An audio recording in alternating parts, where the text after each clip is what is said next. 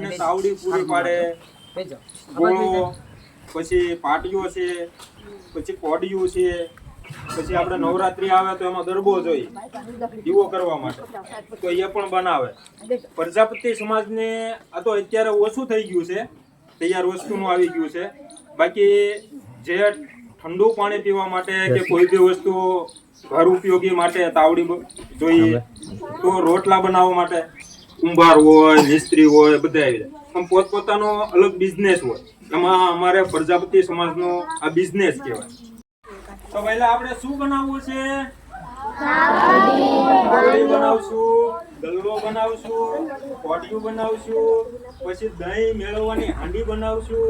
હાંડી થોડી કુંડી, હા, એની અંદર આપણે સાંજે દૂધ નાખી દેવાનું, સવારમાં દહીં થઈ જાય, પાણી વાળું ના થાય. જો પાણી બધું મટકામાંથી શોષી લે. આ એક છે ને કુદરતી વસ્તુ એવું કહેવાય. તમને એમાં મીઠાશ પૂરેપૂરી આવે. પછી જો આપણે પાટિયાનું શાક ખાઈએ કે તપેલીનું શાક ખાઈએ તો બંનેમાં તફાવત હોય. ગુજરાતી ભાષામાં આને શાક કહેવાય અને કાઠિયાવાડી ભાષામાં સાંકડો કહેવાય. આને સખતેણી કહેવાય. શક ફેરવવાનું એટલે શક ફેરણી. શું? હા. પછી તો આ માટી છે, આ માટીને ખૂંદવાની. આમાં આપણે જે છાણા આવે ને, છાણા એનો પાવડર કરવાનો ભૂકો. જો અહીંયા પીળો છે, એને આપણે ઝીણી છાવણી આવે ને એમાં સાળી નાખવાનું, એટલે જે ગોંગડા હોય ને એ નીકળી જાય, પાવડર થઈ જાય. પાવડર પછી આમાં નાખવાનો, પછી આને પગે પગે ખૂંદવાની. ખૂંદો ને એટલે એકદમ મુલાયમ થઈ જાય. પછી આની ઉપર ચડાવવાની, પછી બનાવવાનું. જે